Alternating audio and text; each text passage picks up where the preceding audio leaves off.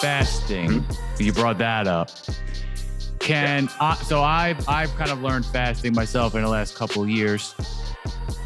Okay. Right now, I basically do a schedule where I eat in like 8-hour windows, 6 days a week. Okay. So like a 16-8, 17-7 type of thing, where those other hours I'm just having plain black coffee or water, which I supplement with my friend Kyle Newell, who owns a gym. I've actually talked with him on this platform as well. And, we drink this thing called the juice, where it's water, pink sea salt, new salt, and baking soda. And it's like natural electrolytes. Keeps your energy level up, your potassium, your sodium, like a natural Gatorade, so to speak. But then one day a week, so that's what kind of keeps me, energized, and my body feels great. And then one day a week, I don't eat at all. So imagine going like 16-8, and then one day you just skip that one day. So it's really 40 hours. And sometimes I, mess around and I end up getting real hungry, like 34, 35 hours in, because I'm probably just mad about something else. So I'm like, all right, I just need to eat, I'm like, I've done enough here, but other times I'll go to 48, 49, 50 hours, and I will be able to go play sports at a high level, and I'll have like kinetic energy, and I can't shut up even more than usual. It's like I got all this energy. That works for me, I guess. So, but also it's like, I don't feel like I'm at a better place now than I was 6 to 12 months ago. And I think it's because of what I'm eating when I eat.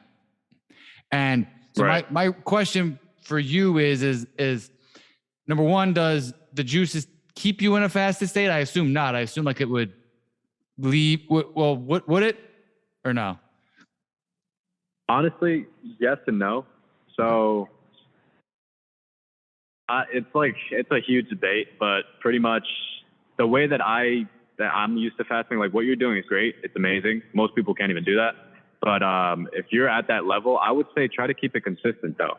Try to keep it consistent. And then after a while, once you've created such like a routine, like cycle with yourself just naturally, that's when you can start switching it up and kind of shocking your body. Because if you're shocking it from every now and then, it's not getting used to like that fasting state.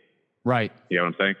So for example, let's say you wake up and you don't eat anything until like 2 o'clock every day. And then one day you just don't eat anything in general. And then you just start eating at 10 o'clock at night. It's just definitely going to take a toll on your body. So if you can keep it consecutive until 2 o'clock every single day, and then maybe one day switch to like 1 or 1:30, that's reasonable. But if you're doing like a whole day, that's a lot. Yeah. Because then you're going to start like, you have to be definitely mentally strong, because it's going to attack your mental state.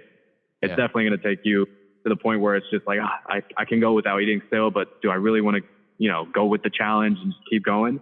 Or should I eat because maybe I'll get sick? And, it'll start working. Like your mind will literally start working. And that's, they say that that's correlated to sitting in a sauna or drinking. So pretty much when you're drinking alcohol, you know how you get hot and you kind of get into like a desperate state? That's what fasting does. And that's what sitting in a sauna does too. So most people who go to saunas and just stay there for like 30 minutes, 15 minutes, they're actually doing such a beneficial thing to their body and just their state of mind in general too. Because it gets them into like a desperate state where they're now in control. Because it like builds up to it. And then once it passes it, you can control anything. And that's literally the same thing with fasting. So if you're fasting in the morning and then don't eat until like, let's say until 2, and then from 2 to 7 or 2 to 6:30 is your window of eating. And then after that, you just don't eat anything until the following day. You're literally working off that energy that you're storing in there. The whole morning you're working off that energy. And then once 2 o'clock hits, your body already knows, all right, I got to eat something until like, 6 o'clock, 6:30. So if you keep it consecutive, clean like that, you should be fine.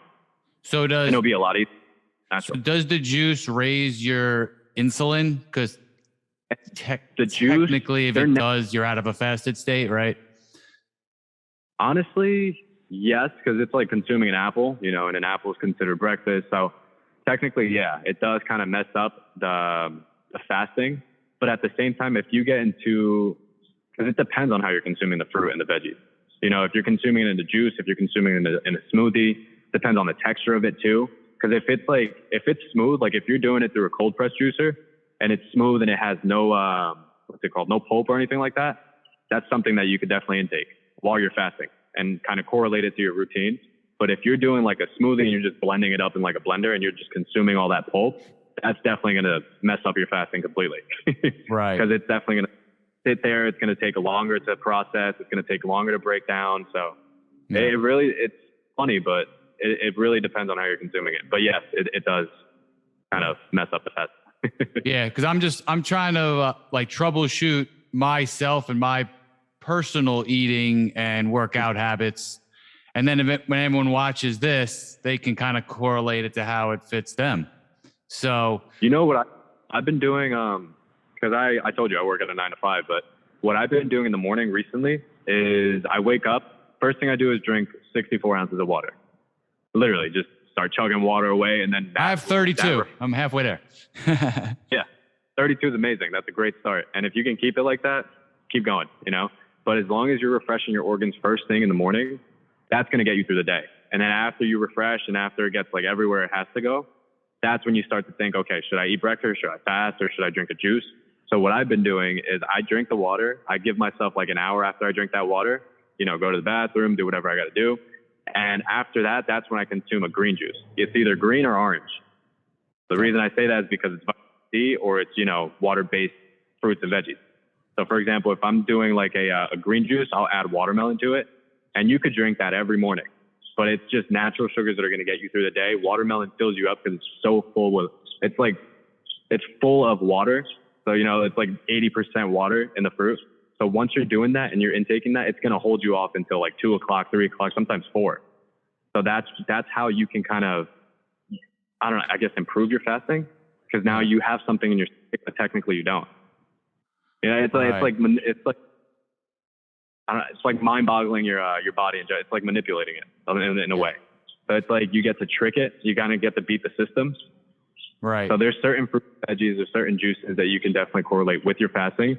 But obviously you're breaking that fast because you're consuming those fruits and veggies. But it does have a good benefit to it. That's what I've been doing. So I've been doing green juices. Let's say it's cucumber, an apple, like a green apple. Then it'll be, what is it? Cabbage, red cabbage, and watermelon. Yeah. So I know it's kind of gross, but no, listen, a lot of our theories are aligned here. It's just there's always, you know, and sometimes there's no right and wrong. There's, you know, right. Two things can work at the same time. It's just whatever you believe in. Because again, even when my first meals of the day are usually fruit.